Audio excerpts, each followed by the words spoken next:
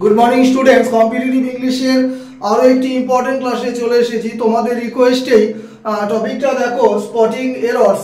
মূলত আজকের টপিকটা সাবজেক্ট ভার্ব এগ্রিমেন্টের উপরে আমি সেট করেছি। চলো স্ক্রিনশটের জন্য কয়েক সেকেন্ড সময় দিচ্ছি।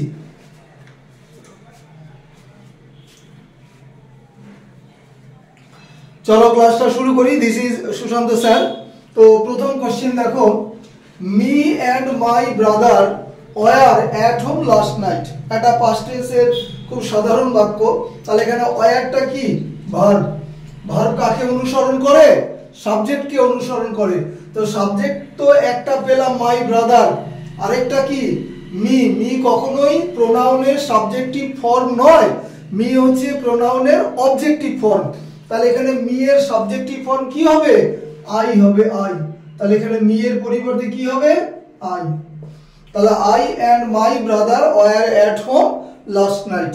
Next, very very important, one should keep his words no error.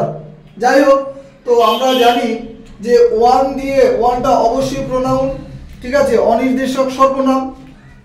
Previous ক্লাসে বুঝিয়েছিলাম যে ওয়ান যখন সাবজেক্ট হিসাবে থাকবে তখন তার পজেসিভ কি হবে, মানে অধিকারমূলক শব্দ কি হবে?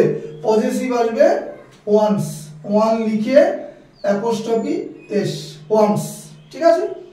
Next, the boy which money was lost fail sorry. বালকটি, দেখ এখানে দ্য বয় অবশ্যই ব্যক্তিবাচক শব্দ, তো তার পাশে রিলেটিভ প্রোনাউন কি কি বসতে পারে? হু বসতে পারে, হুম বসতে পারে, হুজ বসতে পারে। তাহলে হু, হুম, হুজ এগুলোর ওপর ক্লাস আলোচনা হয়েছে বা তোমাদেরকে দেওয়া হয়েছে। তাহলে এখানে এটা ব্যক্তিবাচক শব্দ, এর পাশে ব্যক্তিবাচকের রিলেটিভ প্রোনাউন গুলো বসে। কি কি? হু, হুম, হুজ। তিনটোতে একসাথে কখনোই বসবে না, মিনিং অনুযায়ী সাজাও। বালকটি, যার টাকাটি বা অর্থটি চুরি হয়ে গেছিল, দুঃখ প্রকাশ করেছিল। তাহলে যাহার, তাহার বোঝাতে কি আসবে এখানে? Whose, WHOS। যাকে, তাকে বোঝাতে কি আসবে? হুম। যিনি, তিনি বোঝাতে কি আসবে? হু। ঠিক আছে, আলাদা ক্লাস দেওয়া আছে, দেখে নেবে। তাহলে এখানে দ্বিতীয় পার্টে ভুল আছে। হুইচ বসবে তখনই তার আগের শব্দটা যদি বস্তুবাচক থাকে। নেক্সট, তাহলে এখানে দা বয় কখনোই বস্তুবাচক নয়।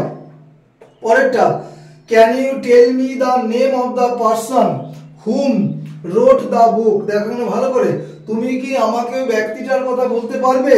তাহলে এখানে হুম এর অ্যান্টিসিডেন্ট মানে পূর্ববর্তী শব্দ কি আছে? দ্য পারসন, অবশ্যই ব্যক্তিবাচক। তাহলে ব্যক্তিবাচকের পাশে কি কি বসে? এইমাত্র বললাম, হু, হুম, হুজ। তিনটে কখনোই বসবে না। তাহলে এখানে মিনিং করো, can you tell me the name of the person, কে বইটি লিখেছিল। তাহলে যিনি, তিনি, যে, সে, কে, এখানে কি আসবে? হুমের পরিবর্তে হু আসবে, হুমের পরিবর্তে who. Next, my sister and myself are pleased to accept your dinner.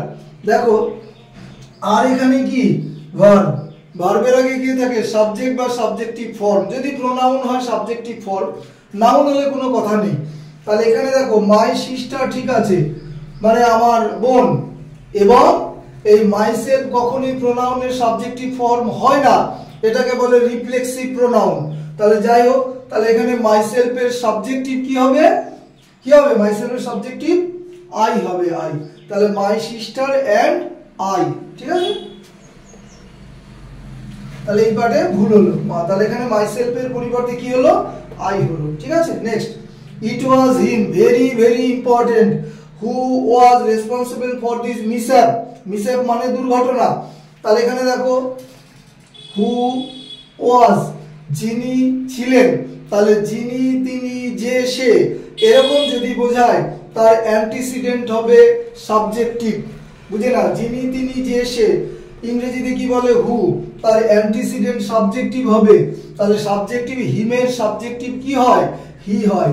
তাহলে এখানে আনসার নেবে হি। বহু পরীক্ষায় দিয়েছিল, এখানে মনে করো হার আছে, তাহলে আবার হি এর জায়গায় সি হতো। যেভাবে ধরো প্রথম পার্টে ভুল। এই হচ্ছে সাবজেক্ট ভার্ব এগ্রিমেন্টের উপর সংক্ষিপ্ত ক্লাস।